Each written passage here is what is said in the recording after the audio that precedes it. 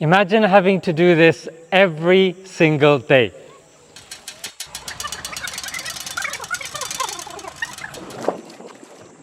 And all of that for half a bucket of water.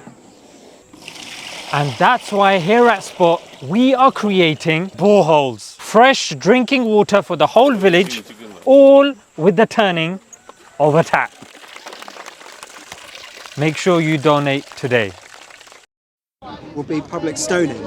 And so I read this and I was a bit not too happy about that, and I just wanted to get your opinion on it. What's your thinking behind it? Give me some background. I don't like the idea of being really brutally punishing for on women specifically because of a crime of adultery. That would be for men and women. It's not exclusionary for women. That's the first thing. Second thing is adultery is seen as something in Islamic law as something really, really detrimental to society and has numerous knock-on effects. So whilst over here, for example, defacing a statue. Okay, sure. So it sounds like you're saying... Can I just finish my point? Not really. I was hoping to have a discussion because I don't really want to get gish-galloped. But the thing with the discussion is, from my understanding is, if I'm making a point, you feel that you can interrupt that point just so we can have a discussion. Yes, because I think the problem could be if you make 1, 2, 3, 4 points, it makes me, it's called gish galloping. So I can only refer to 1 point and you can make 4, and then I reply with 1 and then you make 4. So I try okay, I understand. Once you've made 1 point, I want to rebuttal each point at a time. Okay, you want to do 1 point at a time. Yeah, please, what if my point consists of 3 points? Well, we can break them down and we can go one by one. Start with the first one. Yeah, but sometimes if I haven't made a complete point and you get me straight away because of gish galloping, I think that will be a misrepresentation of my views, especially considering we're living in a liberal society and these sorts of issues are going to be seen with a certain kind of lens, and there are certain labels that can be thrown around. So because of that, because of the consequences it can have on me, both on a legalistic point of view and on a other point of view, whether it's gish galloping, whether it's hish galloping, I'll have to do that because I'll have to give a complete picture from myself, because there's more at stake when it comes to myself. For yourself, there probably won't be.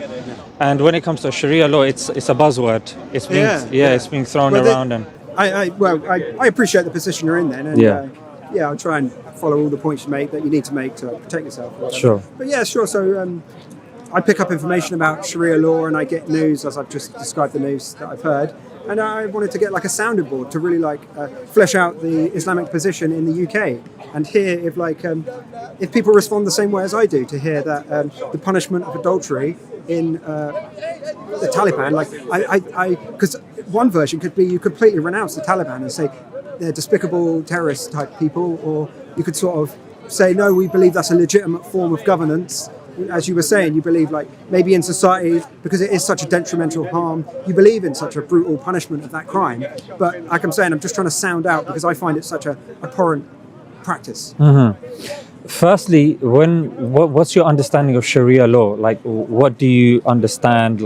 Give me some examples of laws that you've heard or that you're familiar with. Not really many. Not really many. Like I say, I come here in an explorational manner, and I've got my little news story, and I don't want to become far right and just hate all Muslims or whatever. I want to genuinely engage with the belief systems that you have, and I want to sort of match and be oh look, morality, try and understand what a nice nation is. Yeah, that's good. That's good. I mean, that's how it should be, to be honest. Yeah. My name is Ishan. What's your name? Jamie. Jamie. Nice to meet you, Jamie. Ishan. And these sorts of discussions are incredibly important because in the divisive society that we're living in, certain differences do get highlighted more than other differences.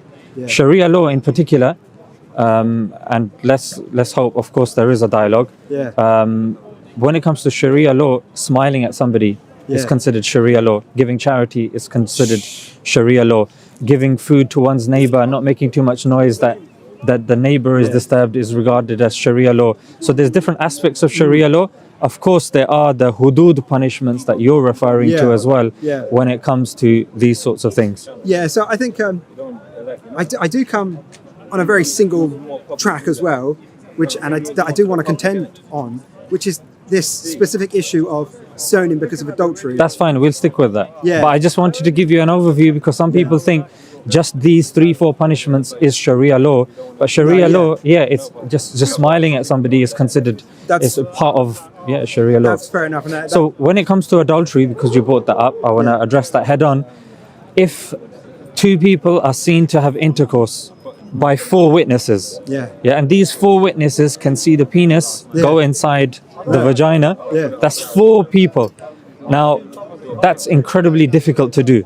of course, Unless, unless somebody is having sex in public, where people are seeing that entering, where we're talking about adults, we're talking about children, we're talking about vulnerable people in society. Yeah, this is way So if 4 people, now if out of those 4 people, Jamie, one person says, I was waiting for them. So there's something, maybe I'm mispronouncing, called voyeurism. Where people watch other people, wait for them to have intercourse. That person is not regarded as a legitimate witness, and that person will be discarded from this discussion. In fact, he'll be punished.